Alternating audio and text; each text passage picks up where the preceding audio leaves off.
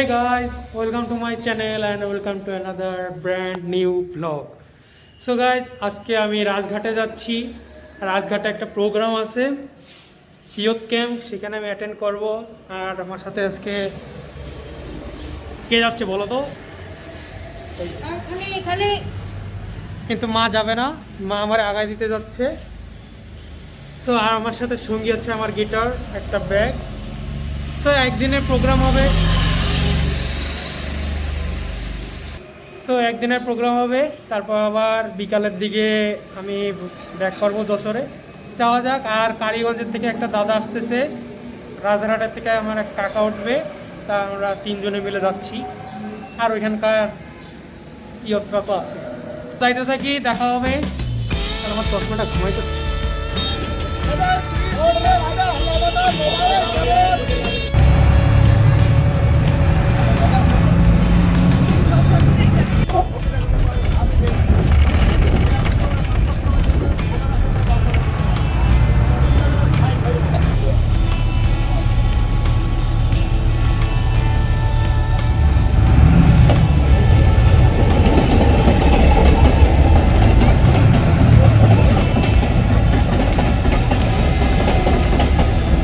Finally আমরা চলে আসছি রাজঘাট। এই যে সামনে দুইজন যাচ্ছে। আজকে মূলত কোনো টাইম টেবিলের কোনো ঠিক ঠিকানা নেই, বাস জ্যাম ছিল। এই রাজঘাটে আসতে প্রচুর ঝামেলা, রাস্তার কাজ চলে। সো যাই, তারপরে দেখা হচ্ছে। মানে সবাই একসঙ্গে মিলে এই চার্চের জন্য কাজ করতে পারি এবং সবাই যেন একতার মধ্য দিয়ে বাস করতে পারি। আমাদের হৃদয়ে যদি একতা না থাকে তাহলে কি আমরা মিলেমিশে থাকতে পারবো বা একসঙ্গে কাজ করতে পারবো? অবশ্যই না।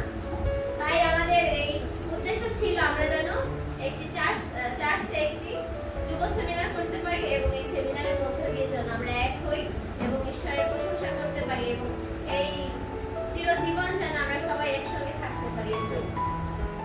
আমি সর্বপ্রথম পিতাকে ধন্যবাদ দিই তার অপার অনুগ্রহ, তার দয়া এবং তার ভালোবাসার জন্য। আমরা জোরে বলি হালেলুয়া, হালেলুয়া, আরো জোরে হালেলুয়া, হালেলুয়া। আমি একা বলি আর এই হরির মন আছে ফিরে যাচ্ছে, আর আপনারা সবাই বলতেছেন কিন্তু কোনো জোর নেই। আমার বলি হালেলুয়া, হালেলুয়া। হ্যাঁ, এবারে একটু জোর হয়েছে, মনে হয় সকালে খাওয়া একটু কম হয়েছে। হ্যাঁ, আগে রাত্রে টেনশনে ঘুম হয়নি কোনটা? আমি ধন্যবাদ দিই রাজঘাট ব্যাপটিস্ট চার্চ সংঘ এবং এখানে যারা যুব কমিটি রয়েছে, যারা আজকের এই প্রোগ্রাম পরিচালনা করছেন বা আয়োজন করেছেন, তাদেরকে আমি ধন্যবাদ দিই।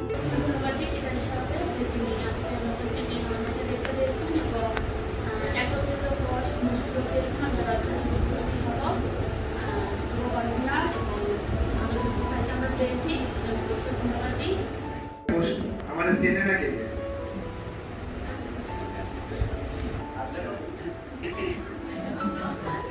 আচ্ছা, আমার নাম সবুজ মন্ডল, আমি কালীগঞ্জে থাকি।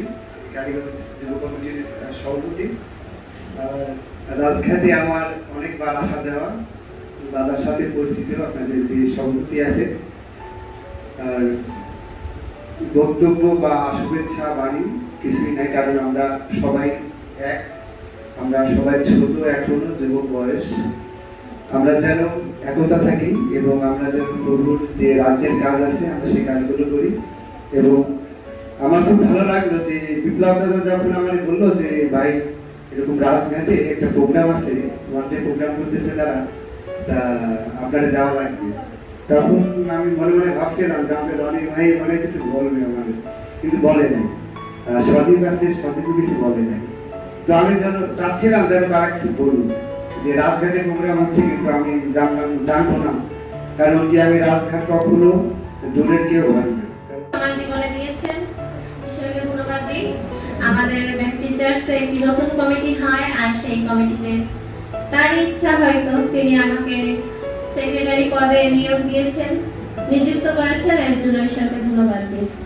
আর ধন্যবাদ দিই আমরা সকলে যুবক যুবতীরা, কমিটির যুবক যুবতীরা মিলে একটা চিন্তা করেছিলাম যাতে আমরা একটা সেমিনার করতে পারি একদিন ব্যাপী, আর সেটা যেন একটা পিকনিকের মতো হয়।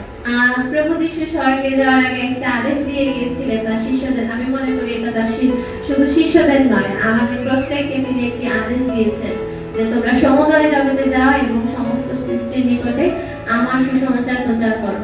আমরা যেন প্রভু যিশুর এই সুসমাচার প্রচার করতে পারি। সকল ইমানুয়েল এবং সেই সঙ্গে শুভ সকাল। কারণ আসলে কি আমরা সবাই রক্তে মাংস করা মানুষ, কার সকাল শুভ হবে আর কার সকাল বিকাল হবে কেউ আমরা জানি না। এটা জানে কে? একমাত্র ঈশ্বর। আমরা যদি ঈশ্বরে বিশ্বাস রাখি তাহলে আমাদের সকাল যেমন শুভ হবে, দিনটাও তেমন শুভ যাবে। ধন্যবাদ দিই আজকে সবাইকে। আর আমি প্রথমে একটা কথা বলতে চাই, যেহেতু আমরা এখন করোনাকালীন সময় আছি, আপনারা যারা যারা মাস্ক পাননি দয়া করে হাতে করবেন, মাস্ক আপনার কাছে দিয়ে দেওয়া হবে। আপনি মাস্কটা মুখে না করেন, ঝুলে রাখেন, যখন কাজ করবেন না তখন আপনি আগে করেন, মুখে করেন। আপনি সুরক্ষিত থাকবেন, আমাদের সুরক্ষিত রাখবেন। ধন্যবাদ দেয় আমাদের যুব বন্ধুদেরকে এখানে আসার জন্য। ধন্যবাদ দেয় সবুজদাকে, সেই সঙ্গে আমাদের অভিককে। আর আমাদের এখানে যারাই আসছেন না কেন সবাই শুধু বলতেছে যুব কমিটি, যুব কমিটি। আসলে আমাদের একটু অন্য প্রসঙ্গে যায় যে আমাদের যশোর 4 সংসদ আসন, আমাদের এমপি কিন্তু একজন, বাবু রমজি। কিন্তু সে যখন মিছিলের জন্য ডাকে সে কিন্তু মিছিলে আসে না, যারা যারা কর্মীরা। আর আমাদের চিন্তা করতে গেলে এখানে যুব কমিটি আছে, 5জন 7জন কমিটি, তারাই সব কিছু করবে, তারাই সব কিছু। এই চিন্তা আমাদের ভুল। একজন সভাপতি, একজন সেক্রেটারি, আমি বলতে মিটিংয়ে কথা বলছি, একজন ক্যাশিয়ার, তার যে ক্ষমতা একজন সাধারণ সদস্য ক্ষমতা আছে অনেক বেশি। কারণ আপনারা সাপোর্ট না দিলে আমরা আসতে পারতাম না, আপনারা সাপোর্ট না দিলে আমরা এই 5-7 দিন এখানে কিছু করতে পারবো। আমি অনুরোধ করবো যে আপনারা, আমরা যারা আছি, আমরা এখানে কোনো কমিটির ভেদাভেদ ভুলে আমরা সবাই হচ্ছে এই যে রাজঘাটের সন্তান। আমরা সবাই চাই চার্চের উন্নতি। আর চার্চের উন্নতি করতে গেলে আগে আমার নিজের উন্নতি করতে হবে। আর আমাদের উন্নতি করতে গেলে অবশ্যই সেখানে প্রভুকে আমার জীবনে আনতে হবে। আমি অনুরোধ করবো আপনাদের সবাইকে যে আগে হচ্ছে কি আমাদের নিজেদের জীবন উন্নতি করার জন্য ঈশ্বরকে আমাদের ভিতরে আনবে। আমাদের গির্জা ঘরে অনেক লোকের থাকার জায়গা আছে, কিন্তু আমার ভিতরে কি একটা লোকের থাকার জায়গা নাই? অবশ্যই আছে। আমরা সেই একটা লোককে থাকার জন্য জায়গা দেই, তিনি আমাদের এত কিছু দিবেন যে মনে করেন আমাদের ব্যাংকে অ্যাকাউন্ট দেওয়া লাগে, দেখবেন অনেকের 5-7টা ব্যাংকে অ্যাকাউন্ট আছে, কিন্তু তিনি আমাদের এত কিছু দিবেন যে আমরা মনে করেন 14 পুরুষকে আমরা সারা জীবনে আমাদের সমস্ত পুরুষ শেষ করতে পারবো। কারণ এক পুরুষের আশীর্বাদ অনেক পুরুষ বড়। তিনি আমাকে একটা সুযোগ দিয়েছে কথা বলার জন্য। আসুন আমরা শুরু করার আগে প্রভুর কাছে মস্তক অবনত করি এবং তার কাছে আমরা আমাদের সমস্ত পাপ অন্যায় অপরাধ স্বীকার করি। পিতা ও পুত্র ও পবিত্র আত্মার নামে। জীবন্ত ঈশ্বর, তোমার জীবন্ত নামে ধন্যবাদ করি, তোমার প্রশংসা করি, কারণ তুমি আদিতে ছিলে, উদ্ধ আছো এবং থাকবে। অপ্রভু যিশু, তুমি আমাদেরকে কত সুন্দরভাবে, কত সুরক্ষিত করে এই সংকটময় পৃথিবীতে তোমাদেরকে বাঁচিয়ে রেখেছো। হালেলুয়া প্রভু যিশু। আজকের এই অনুষ্ঠানের প্রথম থেকে শেষ পর্যন্ত তুমি আছো, তুমি থাকবে, আমি বিশ্বাস করি। আমাদের প্রত্যেকের ভিতরে দুর্বলতা আছে, জড়তা আছে, তোমার স্তুতি আরাধনা করার সেই তালন্ত শক্তি তুমি আমাদের জাগতিকতায় করে তুলছি। তো আমি কি বুঝাইতে পারছি প্রথম বিধিটা? যদি না আমরা বুঝে থাকি বলতে হবে যে আমি এটা বুঝি না। তাহলে আমি 4টি বিষয়ে, আত্মিক 4টি বিষয়ে আপনাদের বলছি। প্রথম বিধি 1-এর ক, ঈশ্বর ভালোবাসার যোহন তার 3:16 পদ। আর খ, ঈশ্বরের পরিকল্পনা যোহন তার 10:10 পদ। এখন আমরা দ্বিতীয় বিধিতে যাই, রোমিও তার 3:23 পদ। আমি এই সময় অনুরোধ করবো ছেলেদের ভিতরে যদি কোনো ভাই বাইবেল পাঠ করে এবং এগুলো আমরা কানেক্ট করি, এটা যদি তাহলে দ্বিতীয় বিধি কতে দেখলাম মানুষ পাপী এবং পাপে আমরা জর্জরিত এবং গৌরব, ঈশ্বর গৌরব থেকে আমরা মানে বিহীন হয়ে গেছি, মানে সরে গেছি। তাহলে খ দেখি, দ্বিতীয় বিধি খতে মানুষ ঈশ্বর হতে বিচ্ছিন্ন। মানুষ ঈশ্বর হতে বিচ্ছিন্ন দেখি কেন এটা বলছে। রোমিও তার 6:23 পদ আমাদের বন্ধুদের ভিতর থেকে যদি কেউ পাঠ করে, তাহলে মানুষ ঈশ্বর হতে বিচ্ছিন্ন, আমরা ঈশ্বর থেকে বিচ্ছিন্ন হয়ে গেছি। আর সেটি রোমিও তার 6:23 পদে লেখা আছে, কেননা পাপের বেতন মৃত্যু, ঈশ্বরের কাছ থেকে আত্মিকভাবে বিচ্ছিন্ন। এটি মানুষের এরিয়া, আমরা পাপী মানুষ, আর আমরা বিচ্ছিন্ন হয়ে যাওয়ার কারণে এখন ঈশ্বরের কাছে আমরা যোগাযোগ স্থাপন করছি বা ঈশ্বরের সাথে সম্পর্ক তৈরি করার চেষ্টা করছি, কিন্তু এখনো সেই পরিপূর্ণ যে বিশ্বাস সেটি আমরা অর্জন না করার কারণে আমরা এই যে তীর চিহ্ন মানে আমরা লাফাচ্ছি, ওঠার জন্য চেষ্টা করছি ঈশ্বরের কাছে। কতটুকু ব্যক্তি হিসাবে পেরেছে আমি জানি না, এটি আপনাদের কাছে আমার প্রশ্ন। প্রত্যেকটা মানুষ আমরা ঈশ্বরের সাথে পবিত্রতা স্থাপন করতে পেরেছি বা ঈশ্বরের সাথে হাত ধরতে পেরেছি। আমি এটির মাধ্যমে আপনাদের বোঝানোর চেষ্টা করেছি। জীবনে অনেক পাপ আছে, আমার পরিবারে অনেক অভাব আছে, ঈশ্বর যেন এই মুহূর্তে আমার পরিবারের অভাব দূর করে। ঈশ্বর যেন আমার একটা চাকরির অভাব আছে, ঈশ্বর যেন আমার এই চাকরিটা দেয়। আমার জীবনে একটি ভালো ভালো ঘরের দরকার আছে, ঈশ্বর যেন সেই ঘর দেয়।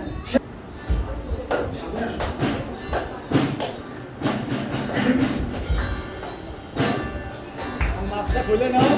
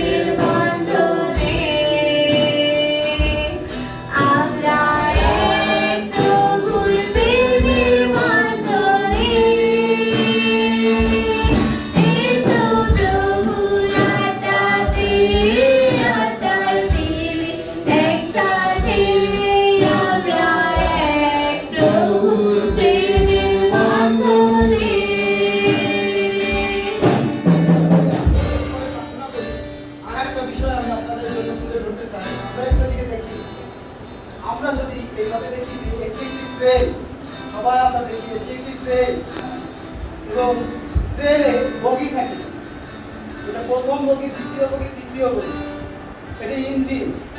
প্রথম বগিতে ইঞ্জিন, দ্বিতীয় বগিতে জ্বালানি থাকে, তৃতীয় বগিতে আরোহী যাত্রী। আমরা সেই যাত্রী এবং খ্রিস্টকে যদি আমরা গ্রহণ করতে চাই আর ঈশ্বরের আশীর্বাদ বা ঈশ্বরের দর্শন যদি আমরা পেতে চাই, তাহলে প্রথমে আমাদের যেটি দরকার সত্য, আমাদের ভিতরে সত্যবাদ থাকতে হবে। খ্রিস্টকে যদি বিশ্বাস করতে চাই, দ্বিতীয়ত থাকতে হবে বিশ্বাস। আমার সামনে স্বয়ং যীশু খ্রিস্ট আছেন, আমি যীশুতে থাকতে চাই, এই বিশ্বাস দ্বিতীয় বগিতে আমাদের থাকতে হবে। তৃতীয় বগিতে বোধ শক্তি, আমাদের ভিতরে একটা বোধ শক্তি আছে। এই বোধ শক্তি যদি না থাকে তাহলে আমরা কখনোই আমাদের কাঙ্ক্ষিত আশীর্বাদ আমরা ধরে রাখতে পারবো না। হয়তো বা এমনিতে লাভ পাবো, কিন্তু এই আশীর্বাদ ধরে রাখার জন্য শক্তির দরকার। ঠিক তেমনিভাবে ইঞ্জিন, জ্বালানি, আরোহী, ঠিক তেমনিভাবে এই ট্রেনে বা এই বগিতে সত্য থাকতে হবে, বিশ্বাস থাকতে হবে, বোধ শক্তি থাকতে হবে। তাহলেই কিন্তু আমরা আমাদের কাঙ্ক্ষিত যে খ্রিস্টের আলো বা আশীর্বাদ আমরা সেটি পাবো এবং আমাদের সমুদায় জগতে আমরা সেটি প্রচার করতে পারবো।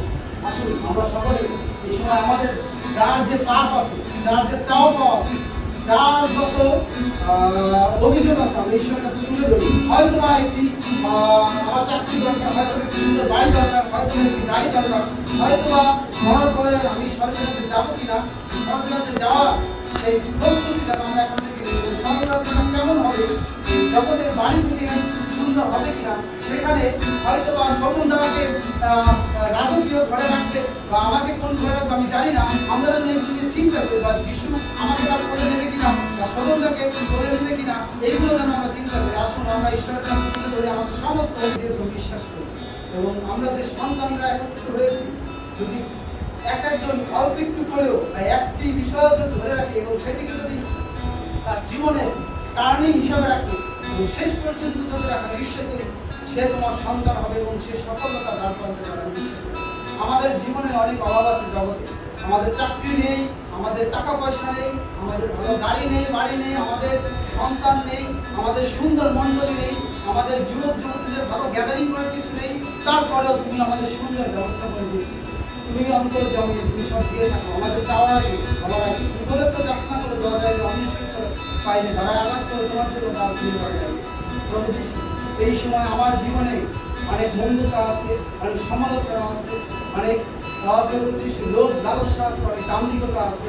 তুমি সমস্ত কিছু তোমার যিশু নামে দূর করো এবং তোমার সেই তালন্ত দেওয়া যেন আমরা সুন্দরভাবে গান করতে পারি, প্রার্থনা করতে পারি, সেই শাস্ত্র পাঠ করতে পারি, যার মধ্য দিয়ে রাজঘাটবাসীর জন্য সারা পৃথিবীতে পরিচিতি লাভ করতে পারি। এবং এই সেমিনার প্রথম থেকে শেষ পর্যন্ত বিশেষভাবে যে নতুন কমিটি এই চার্চের যুবক যুবতী হয়েছে, তুমি তাদেরকে ব্যবহার করো, তাদেরকে তুমি শক্তি সেই ক্ষমতা দাও।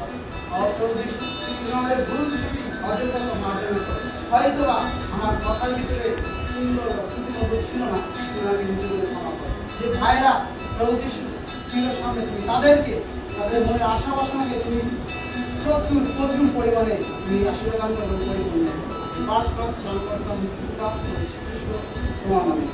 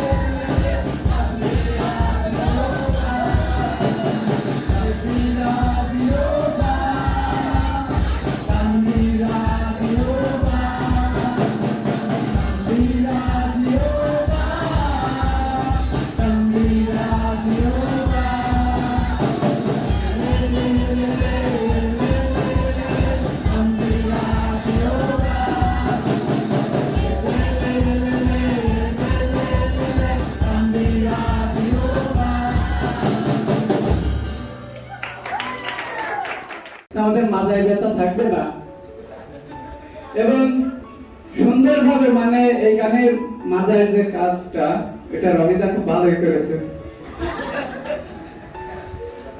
এবং ওনার মাজা ওনার বডি এতটা ইজি মনে হয় উনি একজন ডান্সার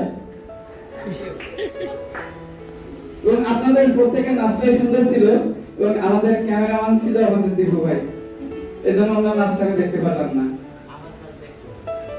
যাই হোক আমি বাক্যে যাওয়ার আগে আমি একটু একটা খেলা করব যদি আপনাদের কারো আপত্তি না থাকে দুইজন দুইজনের সামনে দাঁড়ায় দুইটা ছেলে দুইটা মেয়ে সামনাসামনি দাঁড়ায় আচ্ছা আমার কথাগুলো একটু মজা করতে পারে কিন্তু কোনো মাইন্ডে নিয়ে যাবে না আচ্ছা ওরা দুইটাই মনে হয় কি সেরকম একটা ভাব আচ্ছা এই জায়গায় আমরা চুজ করবো যে পছন্দের মতন আমরা বেছে নিতে পারি সমস্যা নেই আচ্ছা সমস্যা নেই আপনি দেখা যাচ্ছে লিজাদিরা নিতে পারেন প্রিয়াঙ্কারে নিতে পারেন আবার আপনারা সবুজদা আর ওই ভাইয়ের নাম কি প্রান্তদারে নিতে পারেন হ্যাঁ না না না না মানে খেলার জন্য নাকি যার সুন্দর যে আসে সেই আচ্ছা আচ্ছা আয়না আমরা আয়না দেখি আয়না তো দেখি না কে দেখে না এই জন্য তো চুলের অবস্থা হয় কারণ একটা ছেলে একটা মেয়ের আয়না বাধ্যতামূলক লাগে তার ভূমি থেকে ঢুকতে আগে দেখে আমার কোন জায়গায় মেকআপটা উঠে গেছে কোন দাড়িটা পেকে গেছে এর জন্য কিন্তু আমাদের আয়নার প্রয়োজন আর এখানে আয়না কে হবে ছেলের আয়না হবে নাকি মেয়ের আয়না হবে বলেন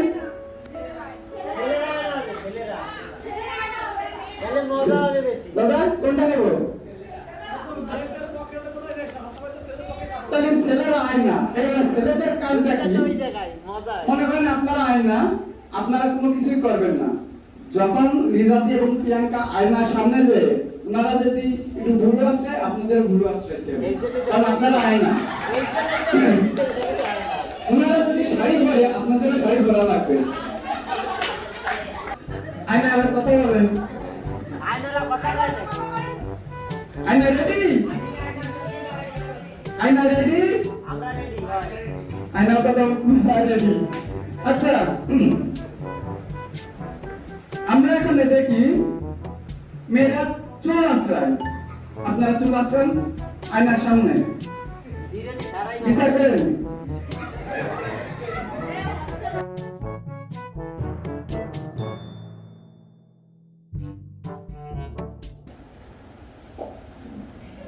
আমাদের জীবনে কি আয়নার প্রয়োজন আছে?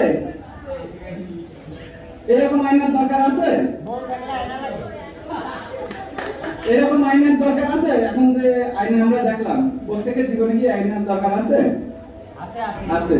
প্রত্যেকের জীবনে, একটা ছেলের জীবনে একটা মেয়ে যেমন আয়না, একটা মেয়ের জীবনে একটা ছেলে যেমন আয়না। আর তা না হইলে ঈশ্বর এদের বাগানে আদম এবং হাওয়াকে সৃষ্টি করতেন না। একটা স্বামী একটা স্ত্রীর কাছে আয়না স্বরূপ এবং একটা স্ত্রীর কাছে একটা স্বামী আয়না স্বরূপ। ঠিক কি না? আমরা যারা বিয়ে করেছি তারা জানি। সকালবেলা ঘুম থেকে উঠলে কি বউ বলে, তোমার কাজ হোক বা না হোক, যা বাজার করে নিয়ে আসো। বলে দাদা? বলে?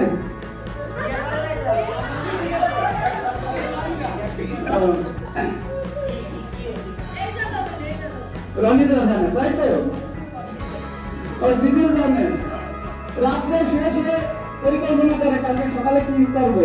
আর যদি সারা সপ্তাহ চাকরির শেষে যদি শুক্রবার ছুটি পাই, বাড়িতে স্বামী আসলে বলতে শুরু করে দেয়, কালকে কিন্তু ঘুরতে যাবো, না হলে তোমার দুপুরে খাওয়া বন্ধ।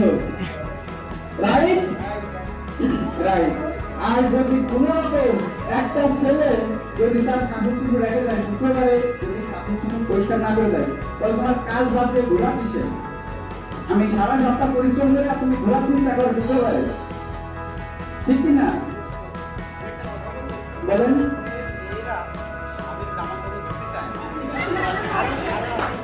তারপরে মনে করেন যে মশারি এগুলো টানাতে চায়, মশারি বেশিরভাগ হয়। আমি যেটা দেখি বর্তমান যুগ এটা পরিকল্পনা করে যে যত দিন যাবে মেয়েরা অলস হবে, সমস্ত কাজ ছেলেদের করা লাগবে। আর আমরা যারা প্রেম করি তাদের তো মনে করেন ফেসবুকে তো এমনি শেষ হলে মাথায় কাজ করে না, বাবা টাকা দাও, তোমার বৌমার সাথে আমার গন্ডগোল হয়ে গেছে, বাবা টাকা দাও, তোমার জামার সাথে আমার গন্ডগোল হয়ে গেছে। ঠিক কি না? আমরা যারা এখন যারা চ্যাট করি, মধ্যে চ্যাট করি, এরা বুকে হাত দিয়ে বলেন, সমস্ত বুকে হাত দিয়ে বলেন যে জানেন না, আপনি এক সাইডে হাত দিচ্ছেন। আচ্ছা যাই হোক, জাস্ট এটা একটা মজা।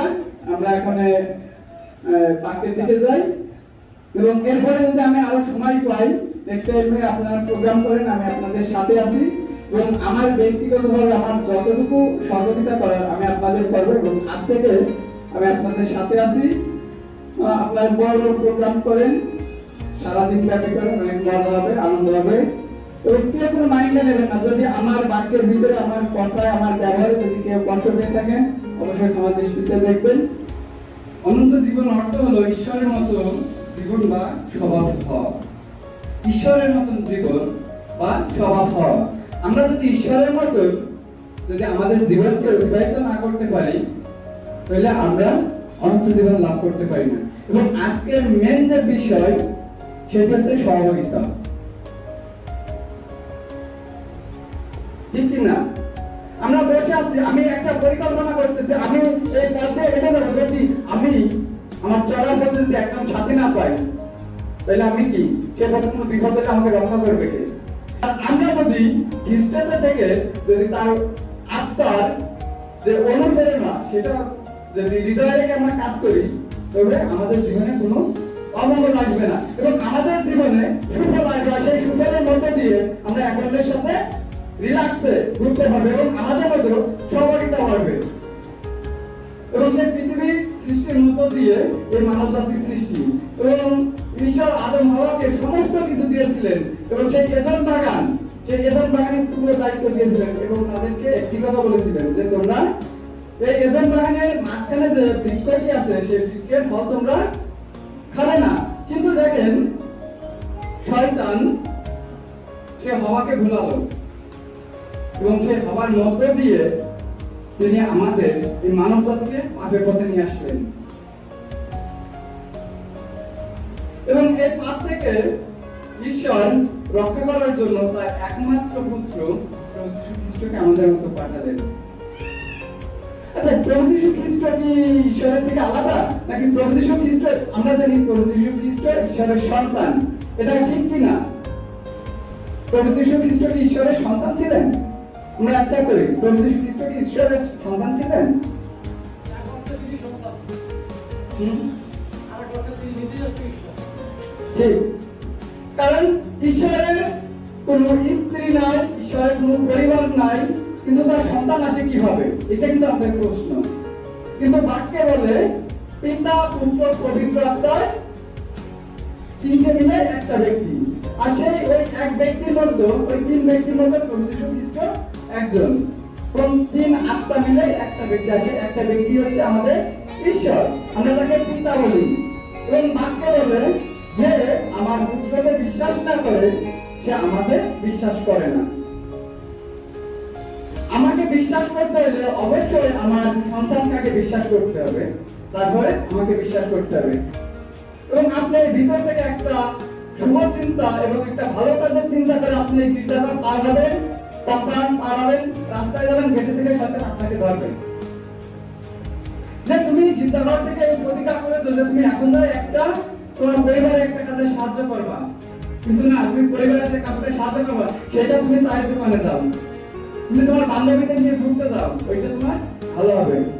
কিন্তু আপনি একটা ভালো চিন্তা করতেছেন যে আমি আমার পরিবারকে, আমার মা বাবাকে সাহায্য করব, এটা ছিল কিন্তু আপনার একটা সহভাগিতা। কিন্তু শয়তান আপনার সাথে কি সহভাগিতা করছে? আপনি ট্রেন রাস্তায় ঘুরে যে আড্ডা দেন, এইগুলো কিন্তু শয়তান আমাদের মধ্যে দেয়। কিন্তু আমরা যদি এই বিষয়টা, যদি এই সময়টুকু কন্ট্রোল করতে পারি, অবশ্যই ঈশ্বরের আশীর্বাদ আমাদের জীবনে আসবে। আমরা প্রভুর পক্ষে লক্ষ্য করতে, আপনার ভিতর নম্রতা থাকতে হবে, আপনার ভিতর ভালোবাসা থাকতে হবে। আর আমরা যদি শয়তানের লোক হই, তাহলে কি আমাদের চিন্তা হবে মার কথা মেরেই ছাড়বো, আমার ভিতর কোনো মায়া দয়া ভালোবাসা থাকবে না। এটা হচ্ছে শয়তানের কাজ।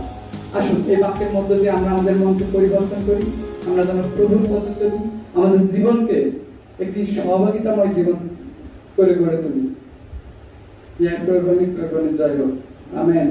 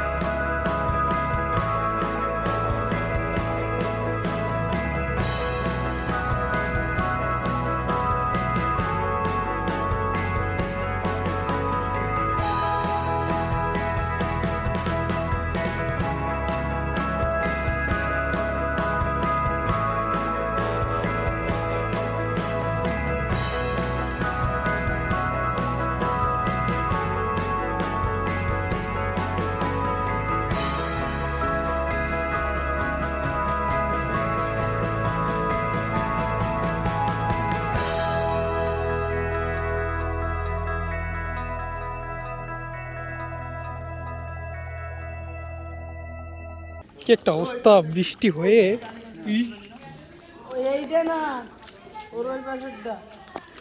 ওরে মামা রে।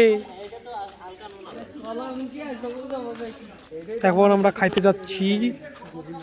আরে বসো বসো বসো।